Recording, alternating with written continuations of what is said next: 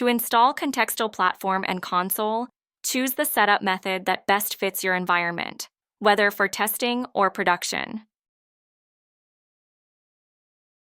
Just follow the steps in our documentation. Now, let's walk through a local setup of Contextal Console and initialize the application. Step 1. Review the end-user license agreement.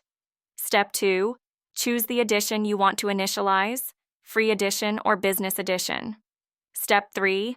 Set a password for the static administrator account, also known as the initializer. This is the highest level user in the app. It cannot be removed or demoted. We recommend using this account only for emergency access. After initialization, you should create your own admin account and manage users from there. Now we're initializing Console. Log in using the static admin account with the username admin and the password you just set. Congratulations! The console has been successfully initialized. Next, go to the Settings section.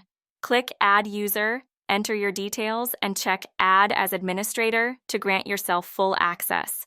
Then, log out and log in again using your new user account. As you can see, there are now 2 accounts, the initializer and your personal admin account. See you in the next tutorial.